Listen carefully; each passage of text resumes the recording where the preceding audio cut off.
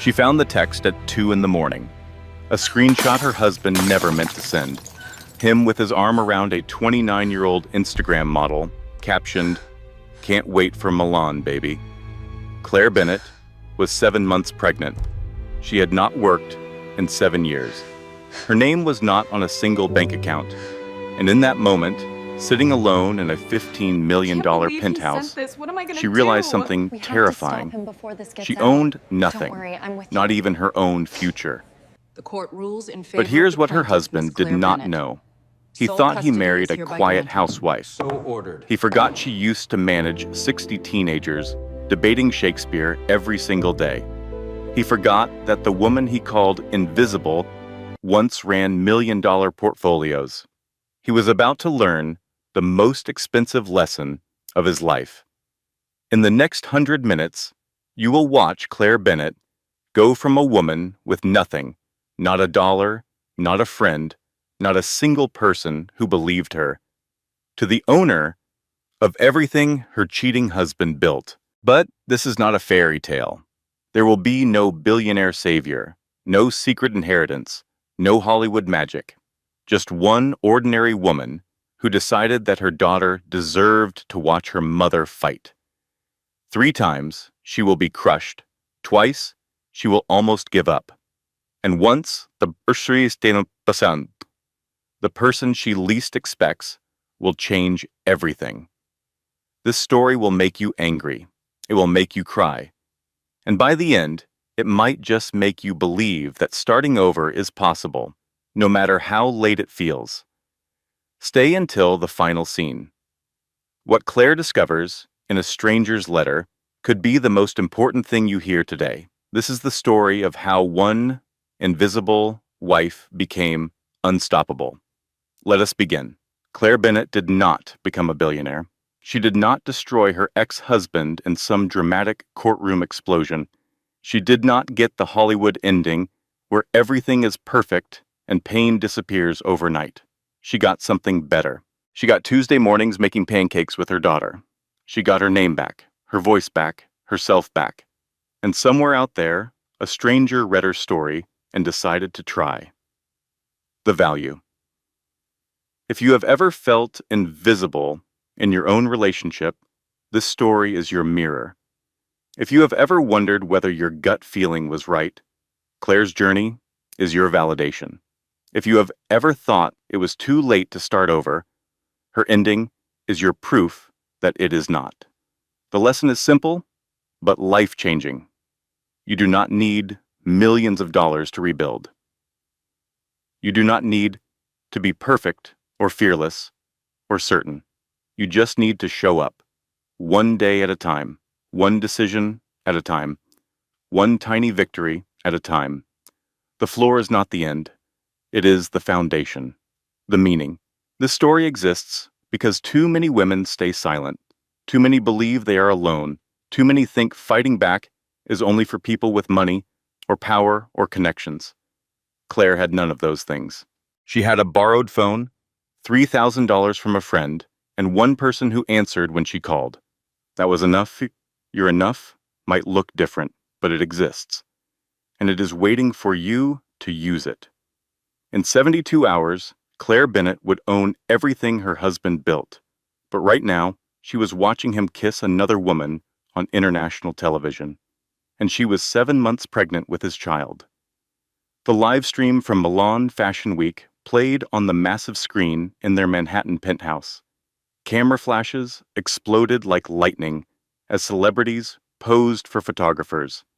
And there, in the front row, sat Marcus Bennett with his arm around a woman half his age, a woman who was definitely not his pregnant wife waiting at home. Claire stood frozen in the middle of their pristine living room, a glass of water slipping from her fingers. It shattered against the marble floor, but she did not move, did not blink, just watched as her husband leaned in and pressed his lips against the stranger's cheek while the whole world photographed them. This is the story of how one invisible wife became the most dangerous person in her husband's life. Not because she had money, not because she had power, but because she had absolutely nothing left to lose. And if you have ever felt invisible in your own relationship, if you have ever wondered whether your gut was telling you the truth, this story might feel familiar. Stay until the end. What Claire learns could change everything. But let us start at the beginning. Let us start with the morning that cracked Claire Bennett's world wide open. The penthouse occupied the entire 40th floor of one of Manhattan's most exclusive buildings. From the floor-to-ceiling windows, you could see Central Park stretching out like a green oasis in the middle of the concrete jungle. The apartment itself was a masterpiece of interior design, all cream marble and designer furniture that no one was actually allowed to sit on. Claire woke up alone, as she had every morning for the past 3 months. Marcus had an early meeting, or so the note on his pillow said. She lay there for a moment, one hand resting on the swell of her belly where their daughter was growing, and tried to remember the last time her husband had been there. When she opened her eyes, she could not. At 38 years old, Claire Bennett had become someone she barely recognized. Before Marcus, she had been a high school English teacher making $52,000 a year. She had loved that job, loved watching teenagers discover Shakespeare for the first time, loved the chaos of grading papers at midnight, loved feeling like she mattered. Then she met Marcus at a charity gala she had only attended because her sister had an extra ticket. He was charming, ambitious, already building the media company that would make him a millionaire. He pursued her relentlessly, and Claire, who had never been pursued by anyone, fell completely. When his company took off, Marcus convinced her to quit teaching. "We do not need your little salary anymore," he had said with that confident smile. "Focus on being my partner. I need you by my side." That was 7 years ago. 7 years of planning dinner parties for his clients, managing his calendar, decorating homes she did not choose, and slowly, gradually, disappearing. Claire hauled herself out of bed and padded to the kitchen. The pregnancy insomnia had been brutal lately. She had not slept more than 4 hours at a stretch in weeks. She made breakfast that no one would eat, scrambled eggs, and toast that would grow cold on the counter, and checked Marcus's calendar on the tablet mounted to the refrigerator. That was when she saw it. Milan Fashion Week. Business development. 5 days. Claire frowned. Last week, Marcus had told her that trip was canceled, said the European expansion could wait, that he wanted to be home more as her due date approached. She had actually cried with relief, which embarrassed her now. Maybe plans changed, she told herself. He is so busy. He probably just forgot to tell me. She rubbed her belly and spoke to her unborn daughter, a habit she had developed in the lonely months of pregnancy. "Your daddy is very important, baby girl. So important that he forgets to tell us things. Like where he is, or that he exists." She meant it as a joke, but her voice cracked on the last word. Claire caught her reflection in the pristine stainless steel of the refrigerator and barely recognized the woman staring back. When had she started looking so tired? When had she stopped wearing makeup, stopped caring about anything beyond surviving each day? She used to argue about Shakespeare with teenagers. Now she argued with herself about whether it was acceptable to text her own husband twice in one day. What Claire did not realize was that she was describing textbook isolation tactics. When your partner makes you feel like you are too much for asking basic questions, that is not love. That is control. Later that morning, Claire sat alone in the waiting room of her obstetrician's office. Marcus had promised to come to this appointment, swore he would be there. Then, exactly 1 hour before she needed to leave, her phone buzzed with a text. "Emergency meeting. Cannot get out of it. So sorry, babe. Let me know how it goes. Love you." She had stared at that message for a full minute before responding with a single thumbs-up emoji. What else was there to say? The ultrasound room was cold, the gel even colder against her skin, but when the technician found the heartbeat, That rapid whoosh, whoosh sound. Claire felt tears streaming down her face. "Everything looks perfect, Mrs. Bennett," the technician said warmly. "Your baby is developing beautifully at 28 weeks. Would you like me to record a video for your husband?" "Yes," Claire whispered. "Yes, please." She held her phone with shaking hands as the technician captured the image of her daughter on the screen. That tiny nose, those little fingers, a whole person growing inside her, a person who would need protecting in a world that suddenly felt very unsafe. After the appointment, Claire sat in her car in the parking garage and texted Marcus the video. "She is perfect," she wrote. "Wish you were here," followed by a heart. 3 hours passed before he responded. "Sorry, babe. Crazy day. Love you." But there was something else attached to the message. A screenshot that Marcus had clearly not meant to send to her. It was a selfie. Marcus with his arm around a younger woman, both of them smiling at the camera. The woman had long dark hair and perfect makeup and breasts that were very clearly not confined by a bra. And the caption, in Marcus's handwriting font, read, "Can't wait for Milan baby," followed by a fire emoji. Claire's hands shook so violently she dropped the phone. She picked it up, read the message again, and again, and again. There has to be an explanation, she thought desperately. There has to be. She called Marcus.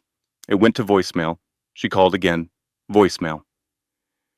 She sat in that parking garage for 47 minutes, unable to make her body drive home, while the baby kicked inside her as if sensing something was terribly wrong. Claire did not confront Marcus that night. Some survival instinct she did not know she possessed told her to wait, to watch, to gather information before revealing her hand. He came home late, smelling like expensive perfume that was not hers. She served him dinner and made small talk about his meetings while studying him like a specimen under a microscope. The way he checked his phone under the table, the way he angled the screen away from her, the way he smiled at something on the screen and then looked up to find her watching and quickly rearranged his face into neutrality. "Tired, babe," he said, pushing back from the table. "Long day. I am going to crash early." He kissed her forehead, the way you might kiss a child or a pet, and disappeared into their bedroom. Claire waited 2 hours. She cleaned the kitchen. She folded laundry that did not need folding. She watched the clock on the microwave tick forward, minute by agonizing minute, until finally she heard the deep rhythmic breathing that meant Marcus was asleep. Then she went to his home office. The laptop was open on his desk, still logged in. The arrogance of it took her breath away. He had never imagined she would look, never considered that his quiet, compliant wife might have questions worth answering. Claire's fingers trembled as she touched the trackpad. The first thing she found was the affair. 6 months of messages with someone saved in his contacts as Jess Baby with a lipstick kiss emoji. Hundreds of texts ranging from flirtatious to explicitly sexual. Photos that made Claire physically ill. Hotel receipts, jewelry purchases, first-class flights to destinations Marcus had claimed were solo business trips. The woman's real name was Jessica Lane, 29 years old, Instagram influencer with 800,000 followers. Her feed was full of luxury travel photos and designer outfits and carefully curated glimpses of her mystery billionaire boyfriend, whose face was always just out of frame. But the affair was not the worst thing Claire found. In a folder labeled Personal Finance, she discovered that their joint bank accounts had been quietly transferred to accounts in Marcus's name only. The transfer had happened 3 months ago, around the time Claire first started noticing that her credit cards were occasionally declined for mysterious reasons. The penthouse deed, which had originally been in both their names, now showed only Marcus Bennett as the owner. He had changed it 6 months ago without telling her. There was more. A folder called Divorce Prep, dated 4 months back. Inside were emails between Marcus and his attorney discussing strategy for the upcoming dissolution of marriage, how to establish grounds for sole custody, how to paint Claire as emotionally unstable and financially irresponsible, how to use her lack of employment against her. Claire read an email that made her blood turn to ice. The pregnancy complicates things, Marcus had written to his lawyer, but it might actually work in our favor. We can argue that her erratic behavior during pregnancy demonstrates she is unfit. I have been documenting incidents. What incidents? Claire had no idea what he was talking about. She had not done anything erratic. She had been the perfect wife, compliant and quiet and grateful. Then she understood. He was going to make things up. He was going to lie to a judge about her behavior, use her pregnancy hormones as an excuse, and take her daughter away from her. Claire did not scream. She did not cry. She sank to the floor of her husband's office, her back against the cold wall, her hands pressed to her belly where her daughter was kicking, and felt something inside her die. He is not just leaving me, she thought. He is trying to take her. He is going to tell a judge, I am crazy, and then he is going to raise my daughter with that woman. The baby kicked again, hard, right against Claire's palm, and Claire whispered into the darkness, I will not let him, baby. I do not know how yet, but I will not let him. The next morning, Claire woke before Marcus and went through the motions of her normal routine. She made coffee. She kissed him goodbye. She smiled and told him to have a good day and watched him walk out the door without a single glance back. Then she tried to log into their bank accounts. Password incorrect. She tried again and again. Still incorrect. The password had been changed. Claire pulled out her wallet and examined her credit cards. She tried the platinum one first, calling the automated system to check the balance. The account has been closed, the robotic voice informed her. She tried the gold card. Also closed.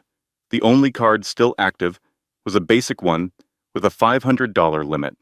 Marcus had left her just enough to buy groceries and nothing more. With mounting panic, Claire called the bank directly. After navigating an endless phone tree, she finally reached a human being. I am trying to access my accounts, she said, fighting to keep her voice steady. My name is Claire Bennett. There was a pause and the sound of typing. I am sorry, Mrs. Bennett, the banker said carefully, but you are not listed as an account holder on any Bennett accounts. You were removed 3 months ago. Claire hung up and sat down heavily on the nearest chair. I have a closet worth $200,000, she thought, and I cannot buy groceries. I live in a $15 million penthouse, and I am not even on the lease. I have been married for 8 years, and I own nothing, not even my own name. She called her mother first. Dorothy now lived in an assisted care facility in Connecticut, the early stages of dementia slowly stealing her away. Some days she recognized Claire's voice. Today was not one of those days. Hello, Dorothy answered. Who is this? Mom, it is Claire, your daughter. I do not have a daughter named Claire. Who is this really? Mom, please. I need to talk to you. I am going to hang up now. Do not call here again. The line went dead. Claire tried her sister next. Karen, who she had not spoken to in 2 years, not since a fight that Marcus had encouraged by telling Claire that Karen was jealous of her lifestyle, that Karen's concerns about Marcus were just her projecting her own failed marriage. The call went to voicemail. Karen, it is Claire.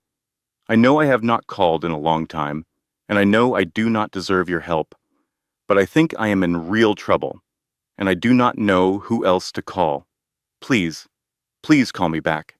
She hung up and sat on the bathroom floor, the only room without any of the security cameras Marcus had installed for safety, and finally let herself cry.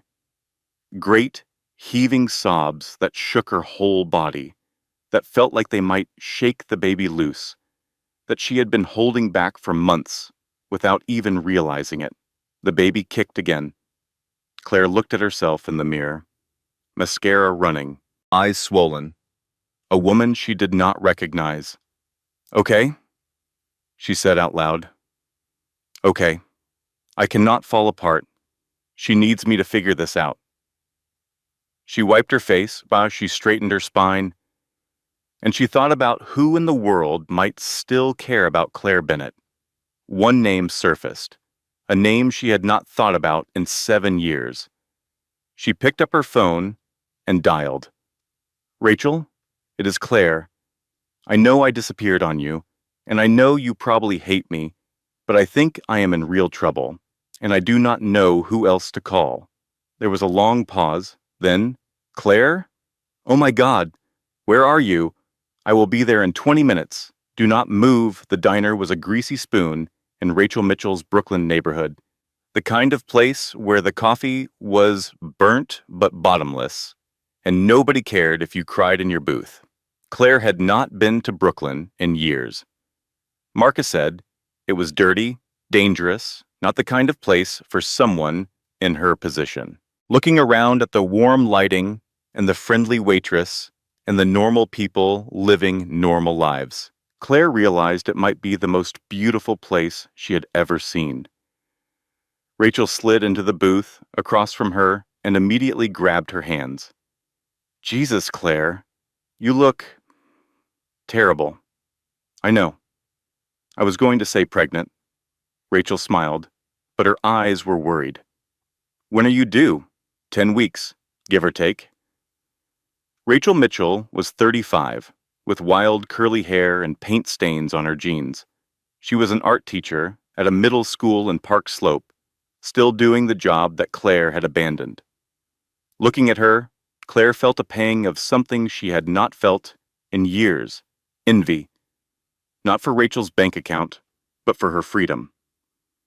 "Tell me everything," Rachel said. So Claire did. All of it. The screenshot, the affair, the financial manipulation, the divorce prep folder, the custody strategy. She talked for nearly an hour, while Rachel listened without interrupting, her expression growing darker with each revelation. When Claire finally finished, Rachel sat back and let out a long breath. "Let me get this straight," she said. "He is taking a 29-year-old Instagram model to Milan Fashion Week while his pregnant wife cannot buy milk?" Claire almost smiled. "When you say it like that, it sounds almost impressive, like a speed run of being the worst person alive." Rachel did not laugh. She reached across the table and squeezed Claire's hands. "I am not going to say I told you so. I would deserve it if you did. No, you would not." Rachel's voice was firm. "You fell in love with someone who turned out to be a monster. That is not a character flaw. That is just terrible luck. I cut you out of my life because he told me you were jealous. I know." "You should hate me," Rachel sighed. "I was angry for a long time, really angry. But then I realized that what he did to you, isolating you from everyone who loved you, that is textbook abuser behavior. You were not being a bad friend. You were being controlled." Claire's eyes filled with tears. "I am so sorry, Rachel." "Stop apologizing and start planning." Rachel's tone shifted to businesslike. "Where are you staying?" "The penthouse, for now. But I do not know how long that will last. You are staying with me. I have a spare room, and you need to get out of there. I cannot ask you to do that." "You are not asking. I am telling." Rachel stood up. "Now come on. We are going to get your stuff, and then we are going to figure out how to burn that man's life to the ground." Rachel did something crucial that day. She offered help without judgment. If someone you love disappeared into a controlling relationship and then reached out, that call probably took everything they had. Be the person who answers. Not with "I told you so," but with "I am here." Rachel's apartment was small and cluttered and perfect. The walls were covered with her students' artwork. The furniture was mismatched and comfortable. There was cat hair on everything, and dishes in the sink, and a general sense of cheerful chaos that felt like home in a way the penthouse never had. Claire sat on Rachel's saggy couch and accepted a cup of tea with trembling hands. "There is something else," Rachel said, settling into the armchair across from her. "Someone you need to meet. Who?" "My divorce lawyer." Rachel's smile was grim. "I went through my own nightmare 3 years ago. Different guy, same playbook. She helped me survive it. Her name is Maggie Stone, and she is a terrifying human being in the best possible way. I cannot afford a lawyer. I cannot afford anything. She does payment plans. Sometimes she defers fees entirely for cases like yours. Trust me, you need her." The next morning, Claire found herself in the office of Margaret Stone, attorney at law. The office was not fancy. No marble floors or designer furniture or sweeping views of Central Park. Just functional space crammed with case files and legal books, and a desk covered in sticky notes. Maggie Stone was 55, with silver-streaked hair pulled back in a severe bun, and eyes that looked like they had seen every variety of lying husband, and emerged unimpressed. She listened to Claire's story without expression, occasionally making notes on a yellow legal pad. When Claire finished, Maggie set down her pen. "I am not going to sugarcoat this," she said. "He has had a 6-month head start. He has hidden assets, changed ownership documents, and built a narrative that you are unstable. We are playing catch-up." Claire's heart sank. "So there is nothing I can do?" "I did not say that." Maggie's smile was sharp. "The good news is that arrogant men make sloppy mistakes. And everything he did to prepare for this divorce, that is evidence of premeditation. It can work in our favor." "How?" "We document everything. Screenshots, financial records, witnesses. We hire a forensic accountant to trace where he hid the money.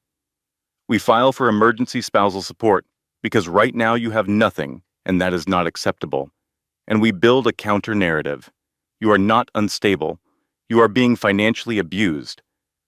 Claire felt something unfamiliar stirring in her chest. Hope, maybe. Or determination. "What will this cost?" "My retainer is $15,000. Maggie held up a hand before Claire could respond. "I know you do not have it. I will defer payment until we get a settlement. But Claire, I need you to understand something. This will get worse before it gets better.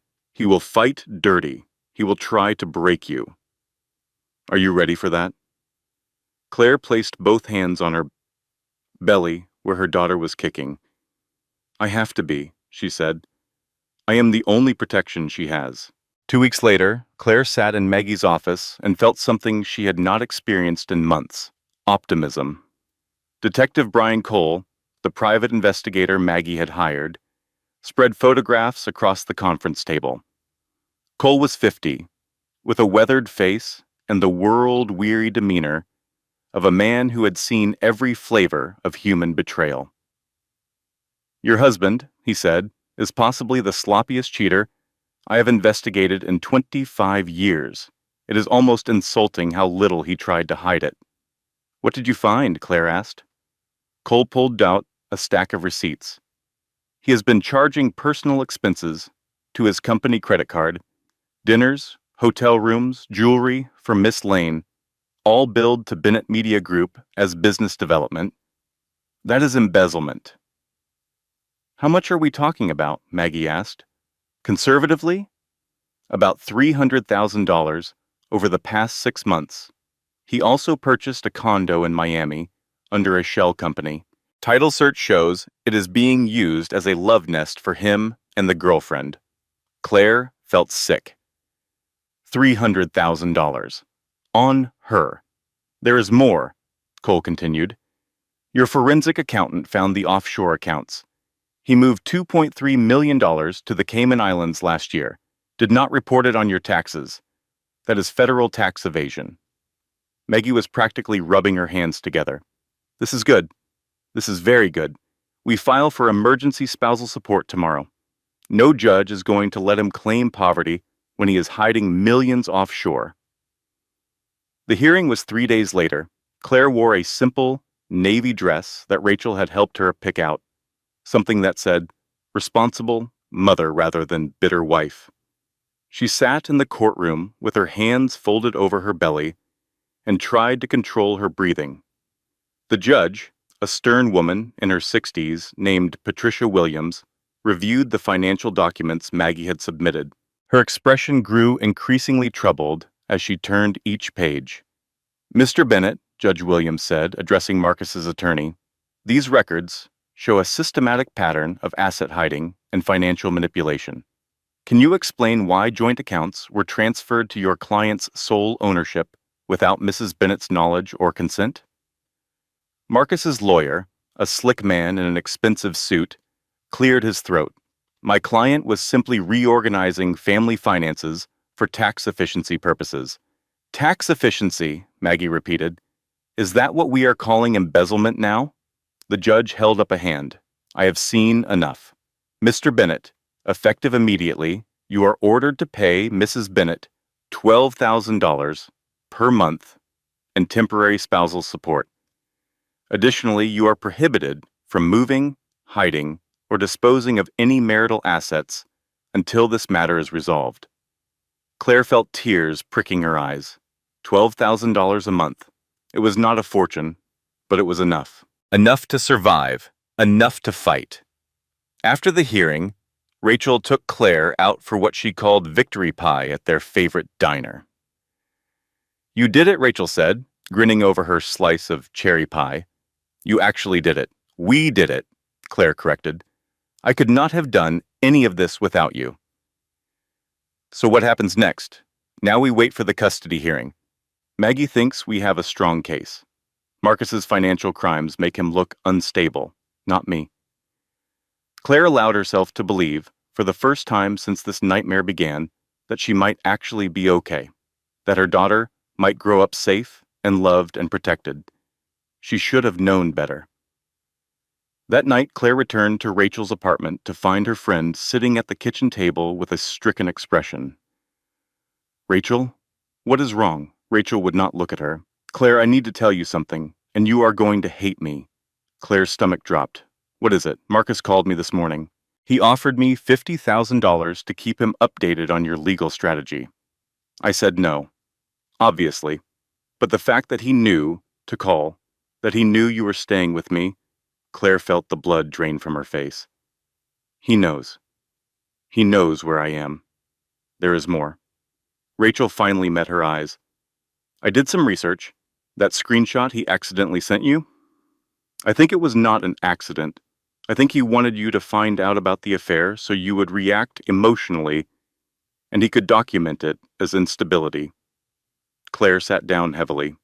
"He has been playing me from the beginning," Rachel nodded. "And if he knew to call me, that means he has been tracking you somehow. Your phone, probably. Everything you have said to Maggie, every email, every conversation, he has seen it all." The room spun. Claire gripped the edge of the table. "No, no, that is not possible." But even as she said it, she knew it was true. She remembered all the times Marcus had referenced conversations she had not remembered having with him. All the times he seemed to know things he should not have known. "Your entire legal strategy," Rachel said quietly, "it is compromised." Before Claire could respond, her phone buzzed. Then again, and again.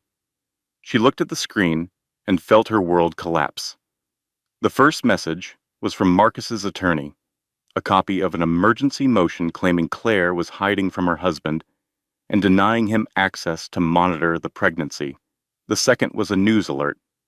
Celebrity gossip. Jessica Lange poses with engagement ring at Milan Fashion Week. Mystery billionaire boyfriend finally revealed. The third was her own body betraying her. A sudden sharp pain in her abdomen that made her double over. "Rachel," she gasped. "Something is wrong. Something is really wrong." The ambulance ride was a blur of sirens and fluorescent lights and paramedics asking questions Claire could barely answer. She was 32 weeks pregnant. Too early. Far too early. At the hospital, doctors swarmed around her, hooking her up to monitors and IVs and machines that beeped ominously. She heard words like preterm labor and fetal distress and potential complications. And then, somehow, it stopped. The contractions eased. The baby's heartbeat stabilized. The doctors exchanged relieved glances. "We managed to stop the labor," her obstetrician said. "But Mrs. Bennett, you need to understand something. Your blood pressure is dangerously elevated. Any more stress like this could be fatal for you and the baby. I am prescribing complete bed rest for the next 2 weeks." Fatal. The word echoed in Claire's head. "I need you to eliminate stress from your life," the doctor continued. "Whatever is going on, it needs to stop." Claire almost laughed. Her husband was trying to steal her child. Her legal strategy was destroyed, and the stress of it all had almost killed them both. Eliminate stress. Sure, no problem. The hospital room was dark, except for the glow of monitors tracking the baby's heartbeat. Claire lay alone in the narrow bed, staring at the ceiling, feeling more hopeless than she had ever felt in her life. "I tried to fight," she thought, "and I almost killed her." The phone on her bedside table rang. She glanced at the screen. Marcus. Every instinct told her not to answer, but something, maybe exhaustion, maybe masochism, made her pick up. "Claire." His voice was smooth, concerned, fake. "I heard about the hospital. Are you all right?" "I am fine. The baby is fine." "Good. That is good." He paused. "I have been thinking. This whole situation has gotten out of hand. The lawyers, the court dates, the stress. It is not good for anyone. What are you suggesting? I am willing to be reasonable, drop the investigation, sign the divorce papers as written, and I will make sure you get to see Emma on weekends." Claire's blood went cold. Emma. She had not told anyone the name she had chosen for her daughter. He must have seen it in her texts to Rachel. He had been watching everything. "Weekends," she repeated. "She is my daughter. She is our daughter. And I can provide a stable home. Can you?" "Be realistic, Claire. What do you have? No job, no money, no home. The court is going to see that. I am offering you mercy." Claire gripped the phone so hard her knuckles went white. "Mercy," she whispered. "Take the deal, Claire. It is the best you are going to get." He hung up. Claire stared at the dark ceiling for a long time. The monitors beeped. The baby kicked. And for one long, terrible moment, she considered giving up. Maybe he was right. Maybe she was unstable. Maybe she had put her daughter at risk with her futile attempt at fighting back. Maybe the merciful thing, the loving thing, would be to surrender. To let Marcus raise Emma in his penthouse with his pretty young girlfriend, while Claire saw her daughter every other weekend like some kind of distant aunt. At least she would be safe, Claire thought. At least she would have a stable home. But even as she thought it, she knew it was a lie. A home built on manipulation and betrayal was not stable. A father who would destroy the mother of his child was not safe. And a woman who gave up without a fight was not the kind of mother Claire wanted to be. Still, the temptation to surrender was overwhelming. It would be so easy. Sign the papers. End the pain. Stop fighting a battle she was destined to lose. The baby kicked again. Hard. Right against Claire's palm. And Claire remembered something her own mother had told her years ago, before the dementia stole her memories. They had been talking about Claire's grandmother, a woman who had raised 4 children alone during the Depression. She never had anything, Dorothy had said. No money, no help, no hope. But she never gave up. She used to say that the only thing worse than fighting a losing battle was not fighting at all. Because at least when you fight, your children learn that they are worth fighting for. Claire looked down at her belly, at the tiny life growing inside her. "You are worth fighting for," she whispered. "And I am going to show you how." The next morning, Claire woke to find an unexpected visitor standing in her doorway. Diane Foster was 62, with silver hair and kind eyes and the practical demeanor of a woman who had survived things that would have broken lesser people. She had been Claire's mentor during her first year of teaching, the seasoned veteran who had shown her how to manage a classroom and grade papers efficiently and survive the endless demands of public education. They had not spoken in 7 years, not since Claire quit teaching to become Marcus Bennett's wife. Diane, Claire breathed. "What are you doing here?" Rachel called me. Diane settled into the chair beside Claire's bed, said you might need someone who has been through this particular hell. "You know what I am going through? Honey, I have lived it twice." Diane's smile was rueful. "First husband cheated and left me with 2 kids and $400. Second husband died suddenly and left me drowning in debt. I rebuilt my life twice before I turned 50. How did you survive? One day at a time, one decision at a time, one tiny victory at a time." Diane leaned forward. "Claire, I am going to tell you something that nobody told me when I was where you are. Are you listening?" Claire nodded. "You are not fighting for revenge. You are not fighting for money.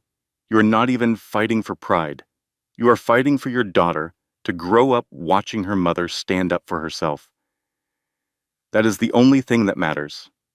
If you lose everything else, but she sees you fight, you have already won. But if you give up, that is what she will remember. That is what she will learn." Claire felt tears streaming down her face. "But I do not know how. I have nothing. No money, no job, no skills. No skills?" Diane laughed. "Claire, you taught 11th grade English for 6 years. You managed a classroom full of hormonal teenagers while simultaneously grading papers and dealing with helicopter parents and navigating school bureaucracy. You have skills. You have just been told they do not matter." "What do you mean?" "I mean, I own a small editing business now. Remote work, flexible hours, and I have been looking for someone to help me manage it. Someone smart and organized and good with words." Diane smiled. "The pay is not great, $18 an hour to start, but it is something, and something is how you build a life." Claire stared at her former mentor. "Why are you helping me after I disappeared on everyone who cared about me? Because someone helped me when I was where you are, and because you were a damn good teacher. And I hate seeing good people get crushed by bad men." Diane stood up. "Now get some rest. You have a baby to grow and a life to rebuild. We start Monday." After Diane left, Claire lay in the hospital bed and felt something she had not experienced in months. Hope. Real hope. Not the desperate grasping hope of someone who has nothing, but the sturdy, practical hope of someone who has a plan. She picked up her phone and texted Maggie. New strategy. New phone. New email. I am done reacting to him. Time to start building. Maggie's response came immediately. Finally, let us destroy him. Claire's new apartment was a studio in a building that did not have a doorman or marble floors or views of Central Park. It had a window that overlooked a fire escape, a bathroom the size of a closet, and a kitchen where you could touch the refrigerator and the stove at the same time. It was the most beautiful place Claire had ever lived. She furnished it with second-hand furniture from Facebook Marketplace, items that Rachel helped her haul up 4 flights of stairs because the building did not have an elevator.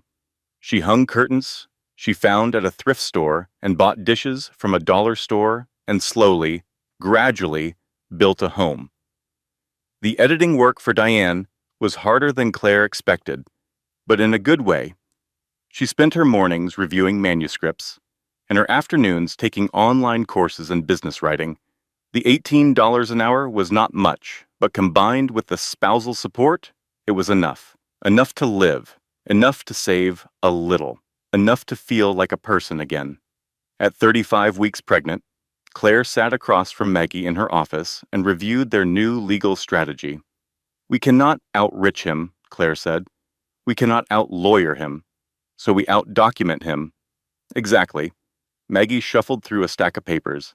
"Every lie he tells, we write it down. Every promise he breaks, we save the evidence. When we get to court, the truth will be undeniable. What about the manufactured instability claims?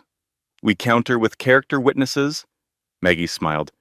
"And you, my friend, have a lot of character witnesses." "I do?" Maggie slid a piece of paper across the desk. It was a list of names. Claire recognized them immediately. "These are my former students. 16 of them have agreed to testify that you were the most caring, stable, dedicated teacher they ever had. 3 of them are social workers now. 2 are doctors. 1 is a state legislator." Maggie's smile widened. "Your husband wants to paint you as unstable? We are going to show the judge that you spent 6 years shaping the lives of hundreds of young people. That is not the resume of an unfit mother." Claire felt tears pricking her eyes. "How did you find them?" Rachel and Diane helped. Turns out a lot of people remember Claire Bennett, and a lot of people are very angry about what Marcus is doing to her. The custody hearing was scheduled for 4 weeks after Claire's due date. In the meantime, she focused on preparing, building her case, growing her baby, becoming the woman she used to be. She found herself laughing again, a sound she had forgotten she was capable of making. Rachel dragged her to a comedy show in Brooklyn. Diane took her to a matinee of a musical. Even Detective Cole, gruff and professional, cracked jokes during their meetings that made her smile. "I have never seen a character witness list this long," Maggie said during one of their prep sessions. "You taught 600 kids?" "11th graders," Claire replied. "If I can handle 30 teenagers debating whether Gatsby deserved sympathy, I can handle 1 entitled man-child." Maggie laughed out loud. "Save that line for the courtroom." Claire's confidence grew. For the first time since the nightmare began, she felt like she might actually win. But Marcus Bennett was not finished. The day before the custody hearing, Claire went into labor. She was 37 weeks pregnant, early but not dangerously so. Rachel drove her to the hospital, while Claire breathed through contractions and tried not to panic. The delivery was long and painful and perfect. At 3:17 in the morning, Emma Claire Bennett entered the world, screaming her displeasure and gripping her mother's finger with surprising strength. Claire looked at her daughter's face, red and wrinkled and absolutely beautiful, and felt a love so overwhelming it hurt. "Hello, Emma," she whispered. "I am your mom, and I am going to protect you for the rest of my life." Rachel took photos. Diane brought flowers. The nurses cooed over how alert and healthy Emma was. Marcus never came. He sent a text. "Congratulations. We will discuss custody arrangements after the hearing." Claire did not respond. She was too busy memorizing her daughter's face, her tiny fingers, the sound of her breathing, and nothing else mattered anymore. Not revenge, not money, not winning. Just her, just Emma, just this perfect, terrifying, wonderful new reality. The custody hearing began on a bright Tuesday morning in May.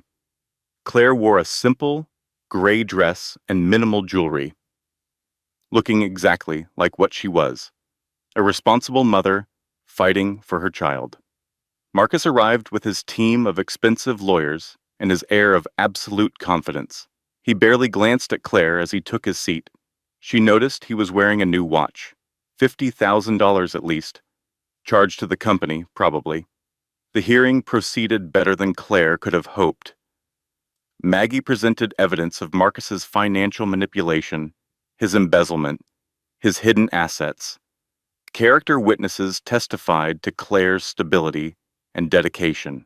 Even the forensic accountant's dry recitation of offshore transfers seemed to affect Judge Williams.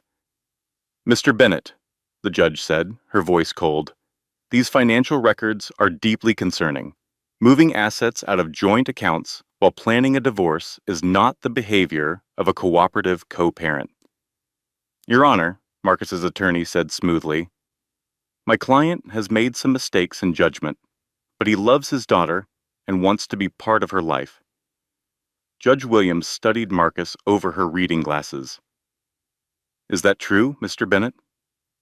Marcus stood, adjusting his tie. Your Honor, I am not a perfect man. I made mistakes in my marriage, but I am asking for the opportunity to be a good father.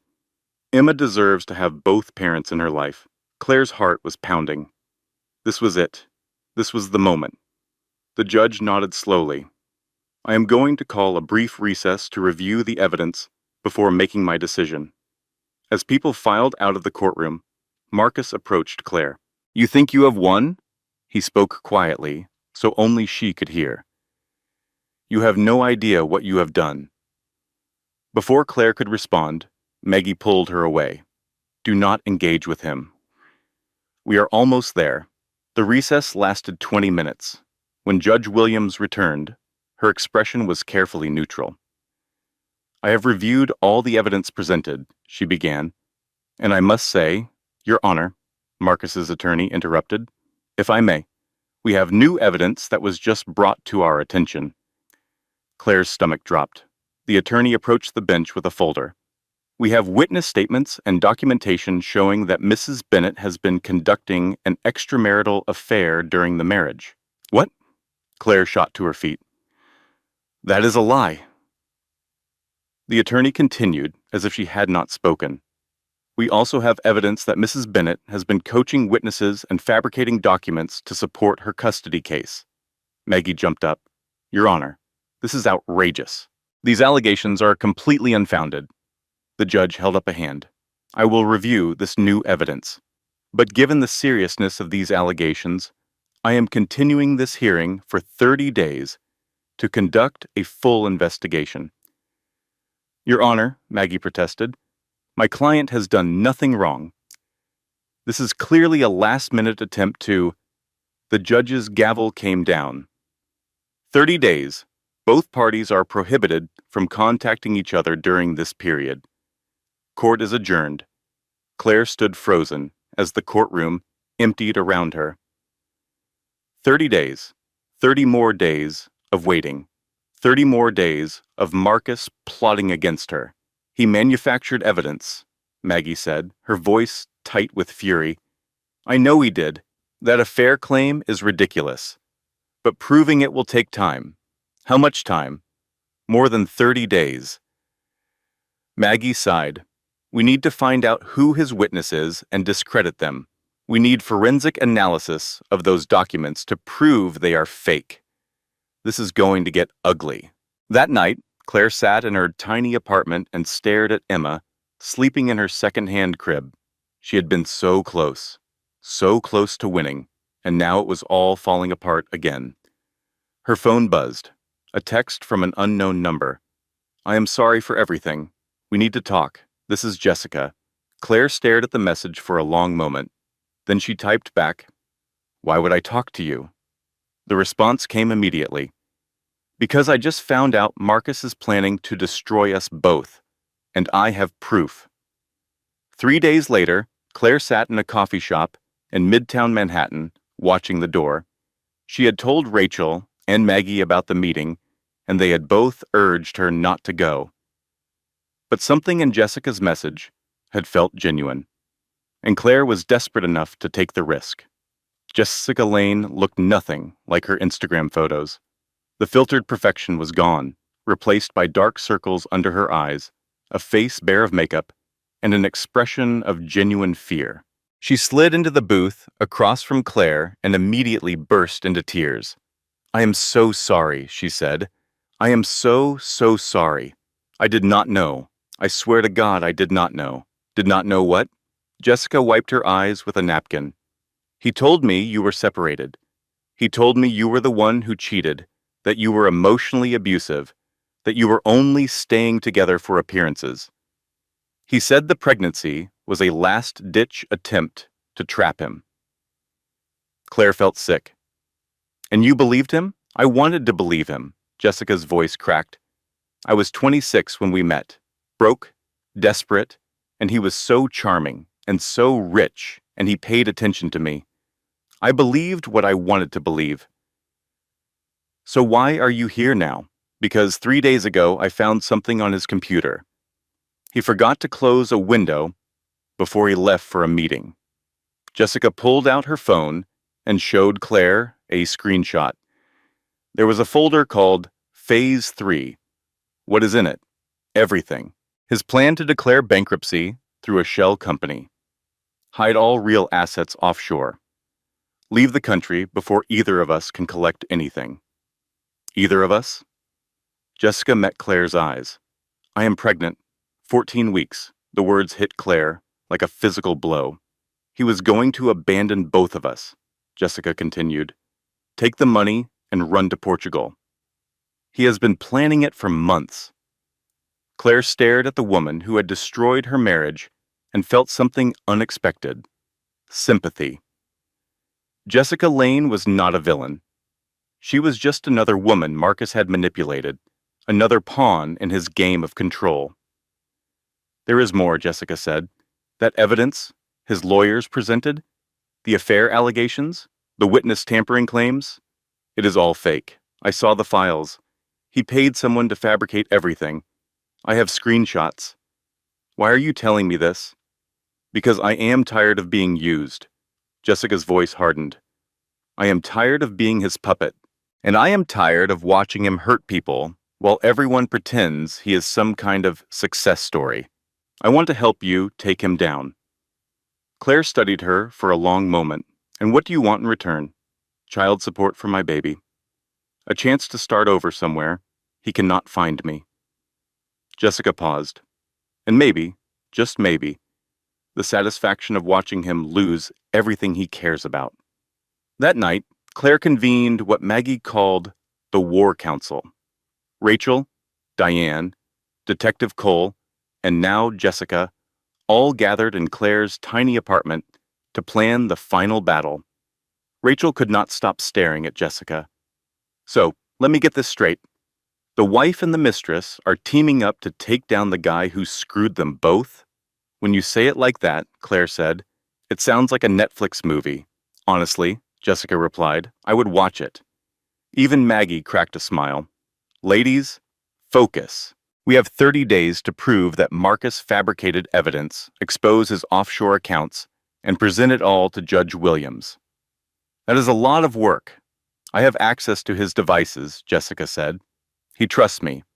I can get into his email, his files, everything. We need recordings, Cole added. Something that proves intent. Him discussing the plan with someone who knows what he is doing. He has a meeting with his financial advisor next week, Jessica offered. I could leave my phone recording in the room. Maggie shook her head. That is risky. If he catches you, he could destroy you. Jessica placed her hand on her belly, the same gesture Claire had made 100 times during her own pregnancy. He already planned to destroy me, she said. At least this way, I get to choose.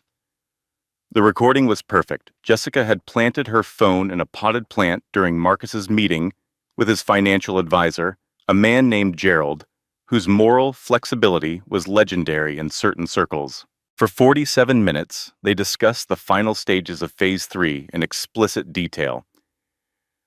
The offshore accounts are set up, Marcus said on the recording. Portugal does not extradite for financial crimes. And what about the women? Gerald asked. Claire gets nothing. Jessica gets nothing. By the time they figure it out, I will be gone. And the child? A pause. Then Marcus's voice, cold and dismissive. She will be fine. Kids are resilient. Maggie played the recording for Claire in her office. And Claire felt something she had not expected. Peace. This is it, Maggie said. This is everything we need. Will it be enough? More than enough.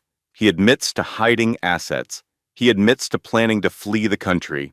He admits to fabricating evidence. Judge Williams is going to bury him. The final hearing took place on a gray Monday morning, the kind of day where the sky could not decide whether to rain or clear. Claire wore the same simple gray dress she had worn to the first hearing. Emma stayed with Diane, who had promised to take 100 photos. Marcus arrived looking confident, as always. His lawyers had not yet heard the recording. They did not know what was coming. The hearing proceeded normally at first. Marcus's attorney rehashed the fabricated evidence, painting Claire as an unstable woman who had manipulated everyone around her. Judge Williams listened with a neutral expression. Then Maggie stood. "Your Honor, we would like to present new evidence that addresses all of the allegations made against my client." She played the recording. The courtroom went silent. Claire watched Marcus's face as he heard his own voice admitting to everything. The color drained from his skin. His attorney stopped taking notes. When the recording ended, Judge Williams turned to Marcus. "Mr. Bennett, do you have anything to say?" He tried to speak. His lawyer grabbed his arm. "Do not say anything," she hissed. But Marcus was not listening. He stood up, pointing at Claire. "This is entrapment. This is illegal. You cannot use this against me." "Actually," Maggie said calmly, "the recording was made by a private citizen in a location where Mr. Bennett had no reasonable expectation of privacy. It is admissible." Judge Williams nodded slowly. "Mr. Bennett, sit down." He did not sit. "This is ridiculous. I am Marcus Bennett. I built a company from nothing. I employ hundreds of people. You cannot do this to me." "Mr. Bennett." The judge's voice was ice. "Sit down. Now." He sat. Judge Williams reviewed the evidence for several minutes while the courtroom waited in tense silence. When she finally looked up, her expression was one of controlled fury. "I have heard enough," she said. "Based on the evidence presented, I find that Mr. Bennett has engaged in systematic financial abuse, evidence tampering, and planned flight to avoid legal obligations. I am granting full custody of Emma Claire Bennett to her mother. All hidden assets are ordered returned immediately. Additionally, I am referring this matter to the District Attorney's Office for Criminal Investigation." She looked directly at Marcus. "Mr. Bennett, you are prohibited from contacting Mrs. Bennett or your daughter. A restraining order will be issued immediately. You may not come within 500 feet of either of them." Marcus slumped in his chair, deflated. Claire felt Maggie squeeze her hand. She felt Rachel's arms around her shoulders. But she did not feel triumph. She did not feel joy. She felt relief. Pure, overwhelming relief that it was finally over. After court, Claire stood on the courthouse steps and let the weak sunlight warm her face. It was not over. Not really. There would be appeals and negotiations and years of co-parenting arrangements. Marcus would fight the criminal charges. He would probably avoid prison. Men like him usually did. But her daughter was safe. Her future was her own. And that was enough. Rachel appeared beside her. "How do you feel?" Claire thought about it. "Tired," she said finally, relieved, and ready to go home. "What about revenge? All those months of wanting him to suffer?" Claire smiled. "I used to think revenge would feel like victory, but standing here, all I feel is grateful. Grateful that I survived. Grateful for everyone who helped me. Grateful that Emma will never know what it is like to live in that penthouse prison." She took a deep breath. "I do not want to destroy him anymore. I just want to build something new." 1 year later, Claire stood in the kitchen of her new apartment, a 2-bedroom in Brooklyn with an actual living room and a window that overlooked a small park. Emma was in her high chair, cheerfully smearing banana across her face and babbling about nothing in particular. The apartment was not fancy. The furniture was still mostly secondhand, the walls needed painting, and there was a draft by the window that Claire kept meaning to fix. But it was home. Their home. Claire had been promoted twice at Diane's editing company. She was taking night classes to recertify as a teacher, something she had not realized she wanted until she did not have it anymore. She had dinner with Rachel every Sunday and coffee with Diane every Tuesday. She had built a life, small and ordinary and perfect. Marcus had taken a plea deal. 2 years probation, no jail time, which had made Claire angry until Maggie reminded her that the money they saved on a trial could go into Emma's college fund. He paid child support, but sent no birthday cards, made no phone calls. He had moved to Miami to oversee the remains of his company, which had lost most of its clients after the scandal went public. Jessica had a baby boy named Oliver. She and Claire were not exactly friends, but they exchanged photos sometimes. Two women, bound together by the worst decision they had ever made and the best things that had come from it. The nightmares still came sometimes. Claire would wake in the dark, heart pounding, convinced she was back in the penthouse with Marcus's cold eyes watching her. But the nightmares were less frequent now, and when they came, she knew how to breathe through them, how to remind herself that she was safe. That afternoon, Claire took Emma to the playground. She pushed her daughter on the swings while Emma shrieked with joy, legs kicking, face split by a gummy smile. Another mother approached, watching Emma with a fond expression. "Your daughter is so happy," the woman said. "You must be doing something right." Claire looked at Emma, really looked at her, and felt a warmth spread through her chest. "I am just figuring it out as I go," she said, "like everyone else." When they got home, there was a letter in the mailbox. No return address, just Claire's name and handwritten script. She opened it while Emma napped. "Dear Mrs. Bennet, I do not know if you will remember me. We have never met. But I read about what happened to you in the news, and I cried, because it happened to me too. Not the same way, not exactly, but close enough. A husband who made me feel invisible, who controlled the money, who convinced me I was crazy for questioning him. But I did not fight. I was too scared. I signed whatever he wanted just to make it stop. I told myself it was the smart thing to do, the safe thing. But my daughter is 16 now, and last week she asked me why I let him win. I did not have an answer. But now, because of your story, I do. I am hiring a lawyer tomorrow, not for revenge, just for the truth, just so my daughter can see me try. Thank you for showing me it is not too late." A stranger who is not as strange as you think. Claire read the letter twice. Then she folded it carefully and placed it in the drawer where she kept important things. Emma's birth certificate, her teaching credentials, a photo of her mother from before the dementia, smiling and vibrant and alive. She looked at Emma, still sleeping peacefully in her crib, and felt something she had forgotten existed: pride. Real pride. In herself. Not because she had won some dramatic victory or destroyed her ex-husband's life or become a millionaire overnight, but because she had survived, because she had fought, because somewhere out there, a stranger read her story and decided to try. That evening, while Emma ate her dinner and made a mess and laughed at nothing, Claire wrote in the journal she had started keeping during the hardest months. She wrote about fear and hope and loss, about the people who had helped her when she had nothing to offer in return, about the woman she used to be and the woman she was becoming.